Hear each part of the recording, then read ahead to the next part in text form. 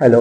आज हम लोग पढ़ेंगे वेक्टर अलजेब्रा विविध के अंतर्गत क्लास 12 क्वेश्चन नंबर 10 दिया गया है कि एक समांतर चतुर्भुज है जिसकी संलग्न भुजा 2i minus 4j plus 5k है और i minus 2j minus 3k है।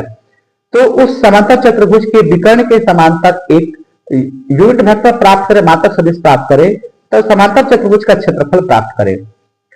तो हम लोग इसमें देखेंगे कि सबसे पहले हम लोग समांतर चतुर्भुज की संलग्न भुजा दिया गया है। तो यहाँ पर हम लोग समांतर चतुर्भुज की संलग्न भुजा को ए वेक्टर ए बराबर लिख दिए हम i minus 2i minus 4j plus 5k।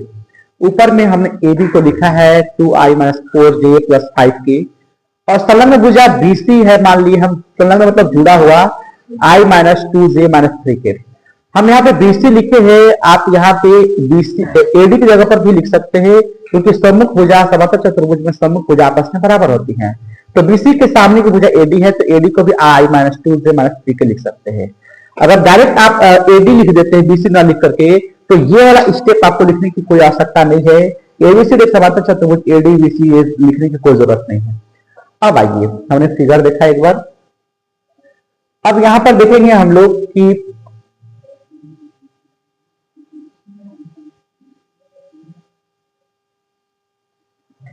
समांतर चतुर्भुज ABCD एक समांतर चतुर्भुज है जिसमें AD इतना है, AD के बराबर BC है यानी i minus 2j minus 3k। माना AB बराबर हम AD और BC नहीं रखते बल्कि उसके ऊपर A और B डाल दिए हैं। AB की जगह पर A बराबर 2i minus 4j plus 5k और ABC कहिए या AD कहिए या B उसको माने हैं हम तो i minus 2j minus 3k कर दिए। त्रिभुज का नियम कहता है कि जो विकर्ण निकालना है, मतलब ये BD आकृति में BD जो निकालना है वो दोनों संलग्न भुजाओं के योग के बराबर होगा त्रिभुज के नियमानुसार। यानी हम BD निकालने का प्रयास किए A प्लस बी मतलब हम वेक्टर A और वेक्टर B को जोड़ दे रहे हैं। वेक्टर A का वैल्यू आपका 2i minus 4j plus 5k और B का value i minus 2j minus 3k है। इसको जोड़े तो 3i minus 6j plus 2k आया। अगर A प्लस B का यूनिट वेक्टर मात्रक सदिश प्राप्त करें तो हम मात्रक सदिश के लिए उस वेक्टर को लिखना होता है। तो vector A plus vector B लिख दिए है और उसका मॉड निकल नीचे परिमाण निकाल दिया। या A प्लस बी को C कोई मान लेता है तो वेक्टर C बटा में मॉड C हो सकता है। आप यहाँ पे हमने डायरेक्ट A प्लस बी का यूनिट वेक्टर प्राप्त किया है तो उसको ऊपर लिख दिए 3i minus 6j plus 2k और इसके बाद उसका A प्लस बी का मॉड निकाल दिए तो अंदर i j k का गुणांक का स्क्वायर होता है। तो यहाँ पे 3 का स्क्वायर 9 होगा और यहाँ पे माइनस 6 का स्क्वायर माइनस वहां पे 6 है, माइनस 6 का स्क्वायर 36 होगा और यहाँ पे 2 है तो 2 का स्क्वायर 4 होगा।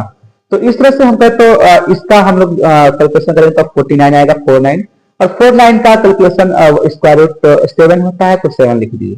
ये अलग अलग कर दिए 3/7i और माइनस 6/7j और प्लस 2k बटा में 7। ये भी एक आंसर है कि मात्रक सदिश पूछा था।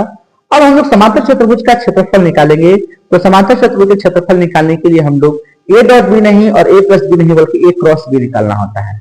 तो डिटरमिनेंट मेथड से हम लोग A क्रॉस बी निकालेंगे और A क्रॉस बी निकाल के उसका मैग्नीट्यूड निकाल देंगे, आंसर आ जाएगा। अब यहाँ पर देखेंगे हम लोग A क्रॉस बी निकालने का प्रयास करेंगे। A क्रॉस बी तो A क्रॉस बी कैसे निकलेगा? First single i j k को हम लोग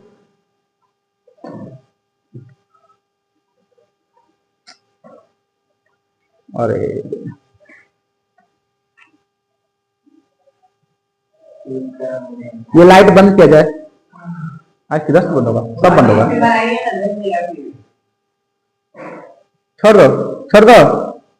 यहाँ पर देखिए A क्रॉस बी निकालने के लिए i j k हम लोग करते हैं तो i को प्लस मानते हैं, j को माइनस और k को प्लस मानते हैं।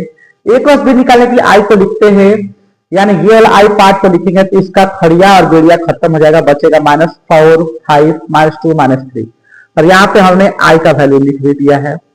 अब यहां से देखेंगे J वाला जो है वो माइनस J लेकर के चलते हैं तो माइनस J जब लिखेंगे हम लोग तो माइनस J का रो और कॉलम खत्म, बचेगा 2 5 1 -3 और K का लेकर चले तो K का बंद कर देंगे और इधर भी खत्म यानी 5 -3 खत्म और उधर I और J बिठा देंगे हम लोग तो 2 -4 1 -2 बचेगा।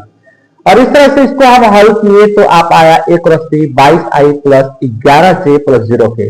समांतर चतुर्भुज का क्षेत्रफल निकालने के लिए हम लोग A क्रॉस B का मॉड निकाल देते हैं। इस तरह से 605 आया।